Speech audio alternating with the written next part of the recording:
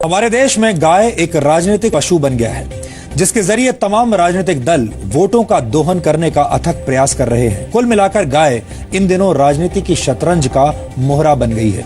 लेकिन आज हम गाय के राजनीति शास्त्र के साथ साथ गाय के अर्थशास्त्र और समाज शास्त्र का 100% शुद्ध और पवित्र डीएनए टेस्ट करेंगे, जो ये साबित करेगा कि गाय को मारने से ज्यादा फायदा गाय को जिंदा रखने में है। गाय का दूध हो, गोबर हो या गौमूत्र, गाय मरते दम तक समाज की भलाई का काम निष्काम भाव से करती है। शायद इसीलिए वेद पुराणों में गाय को कामधेनु कहा गया है। गाय का दूध कई तरह के रोगों को रोकने और उनके उपचार में काम आता है, और गाय ही मनुष्य के आसपास मौजूद एकमात्र ऐसा प्राणी है जिसका मल मूत्र भी पवित्र और उपयोगी माना जाता है। वैज्ञानिक रिसर्च में यह साबित हुआ है कि गाय के दूध में प्रोटीन, कार्बोहाइड्रेट्स, मिनरल्स और विटामिन डी होता है, जो रोग प्रतिरोधक क्षमता और मानसिक विकास में सहायक होता है। यह भी माना जाता है कि यज्ञ और हवन के दौरान गाय के दूध के घी की आहुति इसलिए दी जाती है क्योंकि इससे हवा में ऑक्सीजन का लेवल बढ़ता है। वैज्ञानिक रिसर्च में यह भी साबित हुआ है कि गौमूत्र में मौजूद तत्वों का सेवन कैंसर और टीबी जैसी बीमारियों में फायदेमंद होता है। पेट संबंधी बीमारियों में भी आयुर्वेद गौमूत्र के सेवन की सलाह देता है। और आपको यह जानकर बेहद हैरानी होगी कि अमेरिका ने गौमूत्र उत्पादों से जुड़े 4 पेटेंट्स ले लिए हैं। अमेरिका हर वर्ष भारत से गौमूत्र आयात करता है और उससे कैंसर की दवा बनाता है। गाय का गोबर भी गौमूत्र की तरह ही मूल्यवान होता है। रासायनिक खाद के मुकाबले गोबर से बनी प्राकृतिक खाद के इस्तेमाल से कृषि योग्य भूमि की नमी 50% तक बढ़ जाती है, जिससे फसल अच्छी होती है। गाय के गोबर से बनी बायोगैस अमेरिका और जर्मनी जैसे देशों में गाड़ियों के ईंधन के तौर पर इस्तेमाल हो रही है, और मशहूर कार निर्माता कंपनी टोयोटा गाय के गोबर से हाइड्रोजन फ्यूल बनाने की तकनीक पर भी इस वक्त काम कर रही है। यही वजह है कि गाय को कामधेनु कहा जाता है। अब हम आपको गाय के इसी कामधेनु अवतार का एक पवित्र डीएनए टेस्ट दिखाना चाहते हैं। इस विश्लेषण को देखने के बाद आप खुद ये तय कर पाएंगे कि गाय को जिंदा रखने में ज्यादा फायदा है या फिर मार देने में।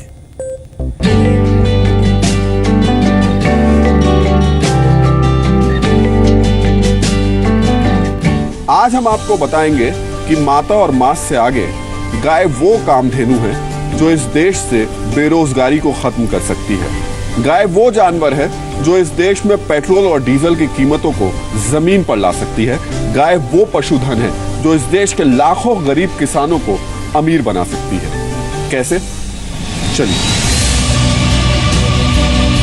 पिछले कुछ दिनों में पूरी दुनिया ने उत्तर प्रदेश के दादरी में हुई हत्या, गाय को बचाने में सब इंस्पेक्टर मनोज मिश्रा की मौत से लेकर बीफ पार्टी मनाने वाले लोगों के मुंह पर कालिक पोतने की इन घटनाओं को देखा। देश को शर्मसार कर देने वाली ऐसी घटनाओं को देखकर लगने लगा कि गाय सिर्फ 2 ही कामों के लिए है, या तो पूजा करने के लिए या फिर काट कर खाने के लिए।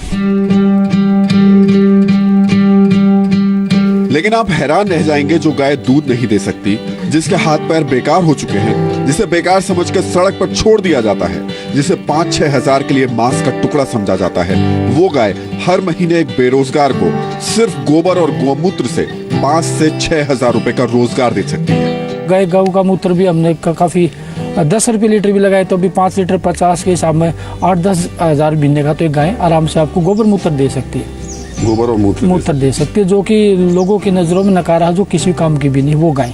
और जो दूध देने वाली तो अलग बात है। ये एक और नया पहलू नया सामने रखा है आनंद जी ने, कि वो गाय जो सड़क पर लोग बेकार समझ करके छोड़ देते हैं और शायद जिसकी तरफ देखते भी नहीं है, वो गाय आपको 8 से 10 हजार रुपए महीना बड़े आराम से दे सकती है, घर बैठे दे सकती है। हरियाणा की इस गौशाला में करीब 1100 ऐसी गाय हैं जो दूध नहीं देती, सिर्फ गोबर और गौमूत्र देती है, और यही गोबर और गौमूत्र 100 से ज्यादा लोगों को रोजगार दे रहा है।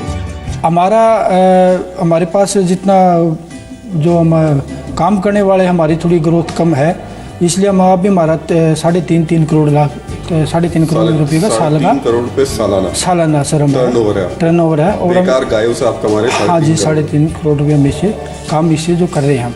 मैं तो एक और कहूँगा, जितने भी बेरोजगार भाई है या पढ़े लिखे भाई है, आप इसको बिजनेस बनाएं, गाय को बांधे, इसके लिए ट्रेनिंग हम देंगे, मार्केटिंग की व्यवस्था हम करेंगे। तो ये क्वालिटी का काम करे और बढ़िया काम करे। तो गाय एक चलती फिरती फैक्ट्री है और कोई काम करने की ज़रूरत नहीं है। नौजवान पढ़े लिखे भाई ये काम कर सकते हैं। इसके सिर्फ 50% गोमूत्र है, उसको लेकर फिल्टर करके 50% उसका अर्क निकाला जाता है और वो भट्टी से निकलता है, कंडेंस करके उसको वेपर्स को कंडेंस करके निकाला जाता है। बड़े आराम से घर पर निकाला जा सकता है। तो फिर उसकी कीमत कितनी हो जाएगी? उसकी कीमत यहाँ हम इसको 100 रुपये में दे रहे हैं, 485 ml। तो जस्ट ये आपको 250 रुपये पर लीटर पड़ जाएगा। हम ये बताना चाह रहे हैं कि एक देश में ना जाने कितने लोग बेरोजगार घूम रहे होंगे और उनके सामने ही कितनी बेकार गाय घूम रही होंगी। तो ये दोनों अगर मिल जाएं तो दोनों का भला हो जाएगा। यानी दूध देना बंद करने के बाद भी गाय कामधेनु बनी रहती है, जो लोगों के लिए न सिर्फ रुपए कमाने का जरिया बनती है बल्कि इंसान की जिंदगी भी बचाती है। कैंसर और HIV हेपेटाइटिस भी आरपी अल्सर जैसे जैसे हमारे 99% रिजल्ट है। हमारे पास अगर कैंसर का पेशेंट का लीवर ठीक हो, खाना पीना खाता हो, हम एग्रीमेंट कर सकते हैं पेशेंट को ठीक करने का। मतलब आप साइन करके देते हैं? बिल्कुल साइन करके दे देंगे। हमारे पास यहाँ अगर छोड़ देंगे तो हम बिल्कुल 100% ठीक कर देंगे। कैसे ठीक करेंगे उसको? हम हमारी पद्धति से ठीक करेंगे, गोपैथी से, गौमूत्र से और जो पंचगव्य से हम जो हमारी दवाई तैयार करते हैं। बड़ा अफसोस होता है जब कोई पूर्व न्यायाधीश या विधायक सरेआम बीफ खाने का दम भरता है और धर्म का झंडा उठाने वाला कोई शख्स चेहरे पर कालिक पोत देता है। सवाल उठता है, भड़काऊ ट्वीट और भाषण देने वाले ये पढ़े लिखे लोग क्या बेरोजगारी दूर करने के गाय के इस पहलू को लोगों को समझा और बता नहीं सकते थे? गाय का फायदा सिर्फ गोमूत्र तक नहीं है, गाय के गोबर से बनने वाली खाद के बारे में तो सबको पता है। ये प्रत्यक्ष को प्रमाण की आवश्यकता नहीं है। गंध जहाँ होगा, गोबर होगा, मूत्र होगा, मक्खी अवश्य आएगी, लेकिन आप यहाँ देखिए मक्खी मच्छर एक भी नहीं। ये इसकी पहचान है। तो ये किसानों को बताते हैं कि किस प्रकार से ये पौधे जो पेस्टिसाइड्स है, कीड़े मकोड़े हैं, उनको कैसे दूर फसलों से करता है। लेकिन अब गोबर से तैयार हो रहे बायो वाटर की नई तकनीक फसल के उत्पादन और गुणवत्ता को बढ़ा रही है।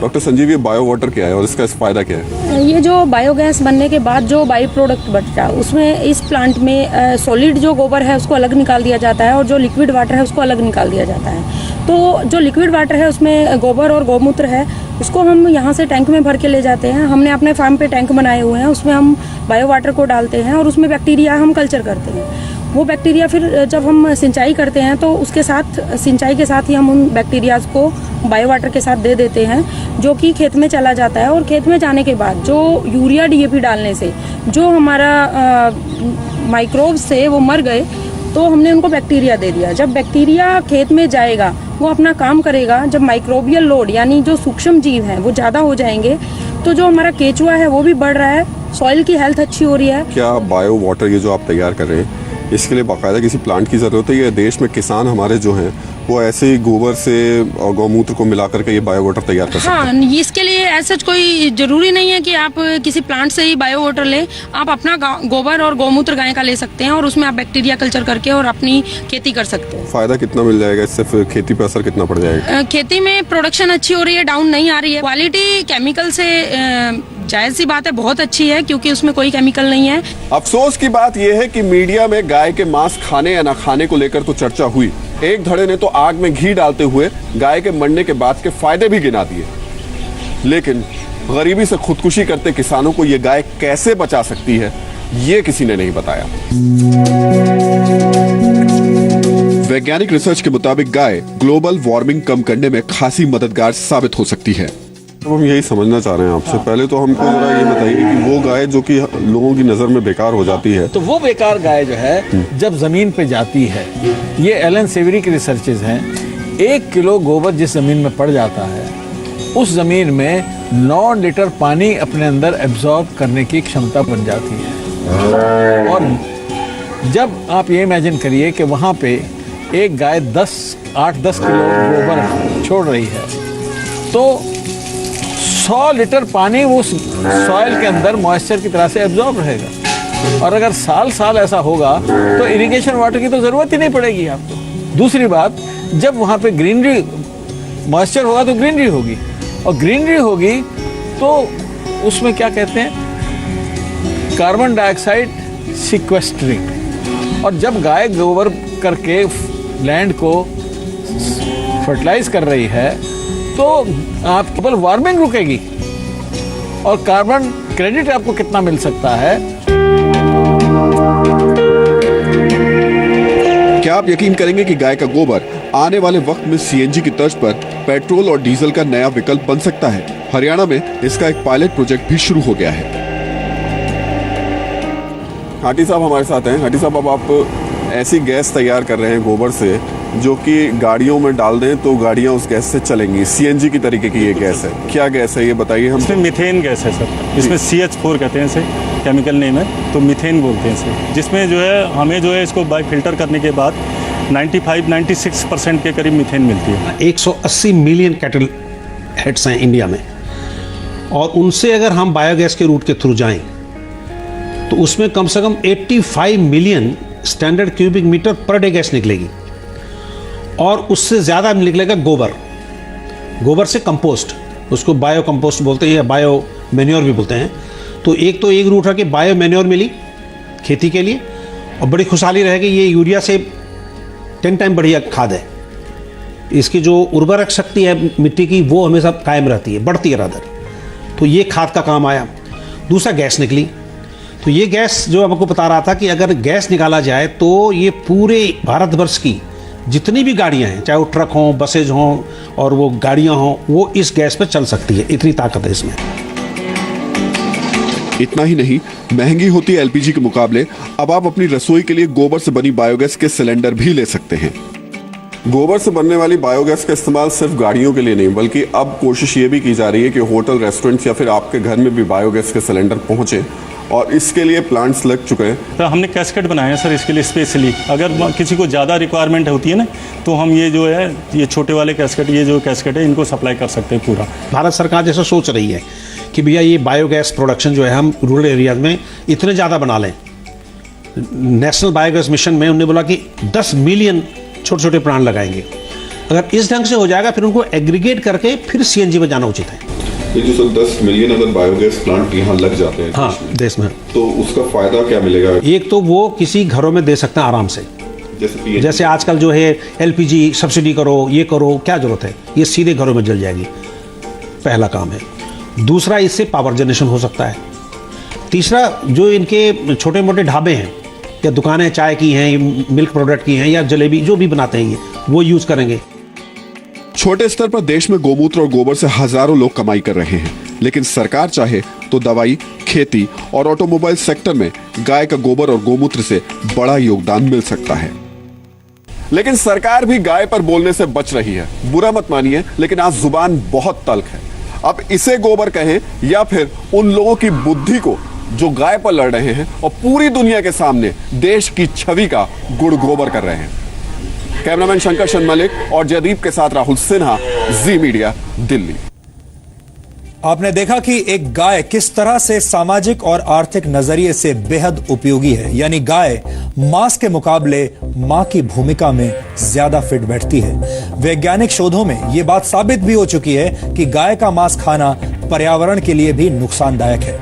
संयुक्त राष्ट्र के पर्यावरण कार्यक्रम ने गाय के मांस यानी बीफ को जलवायु के लिए नुकसानदायक गोश्त बताया है।